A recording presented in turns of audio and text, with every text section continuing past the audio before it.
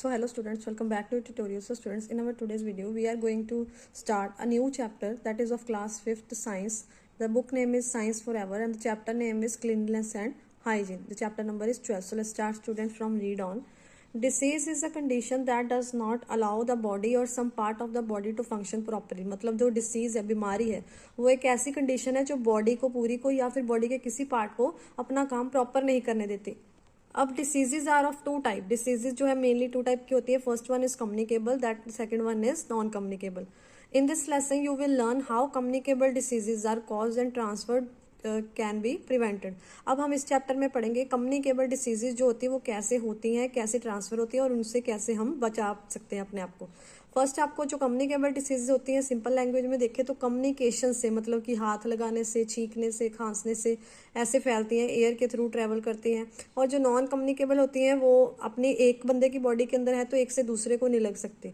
मतलब कम्युनिकेशन के जरिए हाथ लगाने से, छींकने से, खांसने से ऐसे नहीं लग सकती. तो हम चलिए स्टार्ट करते हैं स्टूडेंट्स कम्युनिकेबल डिसीजेज से.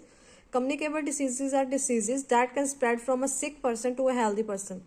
जैसे हमें जुकाम हो जाता है तो हम अगर एक दूसरे का हैंकी यूज़ करेंगे तो दूसरे को भी हो जाएगा. अगर इन्फेक्टेड पर्सन हमारे पास आके बार बार छींकेगा, खांसेगा तो भी हमें जुकाम हो जाएगा. तो ऐसे कम्युनिकेबल जो डिसीजेज होती हैं वो सिक पर्सन, बीमार बंदे से हेल्दी बंदे में ट्रांसफर हो जाती हैं.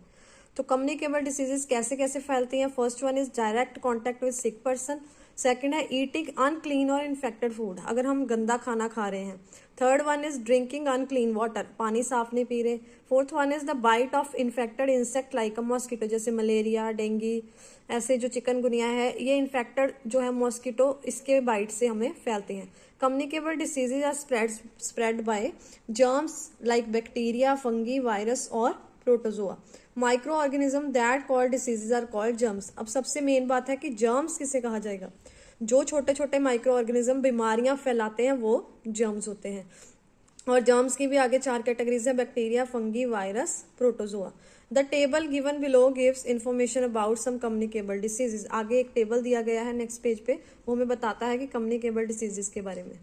जैसे ये फर्स्ट वाली है मीजल्स, इस पे चिकन पॉक्स हो गया एंड कंजक्टिविटीज हो गया. ये तीनों डिसीजेज वायरस के थ्रू स्प्रेड होती हैं एंड ट्रांसफर बाय. अब ट्रांसफर एक पर्सन से दूसरे पर्सन तक कैसे ट्रांसफर होगी, अगर वो पर्सन हमें गंदा हाथ लगा दे या फिर हम उसके आर्टिकल यूज करें. आर्टिकल मतलब उसका टॉवल, उसका हैंकी, ऐसी चीजें उसके कपड़े यूज कर रहे हैं. नेक्स्ट इसको प्रिवेंशन कैसे की जा सकती है. Keeping the sick person in isolation. जैसे कोरोना वायरस में जो सिक पर्सन होता था उसे आइसोलेशन में मतलब अकेले रखा जाता था. क्यों? क्योंकि उसके सिम्टम ट्रांसफर ना हो, वो एक कम्युनिकेबल डिसीज थी. ऐसे ही आइसोलेशन का मतलब है उसकी हमने जूठा खाना नहीं खाना, उसका जूठा पानी नहीं पीना, उसके टॉवल, उसके हैंकी नहीं यूज करने. Not using the article use by sick person, वही सेम चीज, क्या हमने टॉवल वगैरह नहीं यूज करने. नेक्स्ट है कोलेरा, टाइफाइड, डायरिया, जॉन्डिस. ये सारा गंदी चीजों से फैलता है. ये चारों बीमारियां बैक्टीरिया से. Infected food and water. अब इसकी प्रिवेंशन क्या कर सकती हैं आप. क्लीन वाटर पियो, जैसे बॉयल करके ठंडा करके पियो. उसके बाद क्लीन फूड खाओ, मतलब ताज़ा ताज़ा बना के खाओ, बाहर से ना खाओ. और खाने से पहले हमेशा अपने हाथ धो के खाओ. नेक्स्ट है हमारा malaria and dengue. Malaria and dengue फैलता है प्रोटोजोआ से. और ये प्रोटोजोआ जिस भी इन्फेक्टेड मॉस्किटो के अंदर मतलब मौजूद होंगे वो आपकी बॉडी में इसे रिलीज कर देगा. और इसकी सेफ्टी के लिए अपने आले दुआले जो है आसपास आपके पानी नहीं इकट्ठा होना चाहिए, मॉस्किटो नहीं आने चाहिए. मॉस्किटो रिपेलेंट क्रीम्स का या मॉस्किटो रिपेलेंट जो लोशन वगैरह होते हैं उनका यूज करो या इंसेक्टिसाइड स्प्रे करवाओ. नेक्स्ट है ringworm and food poisoning. ये फंगी जो हम उल्ली कहते हैं उसके कारण होता है. और ये ईटिंग स्टेल एंड इन्फेक्टेड, खराब खाना और इन्फेक्टेड खाना उसे खाने की वजह से होता है.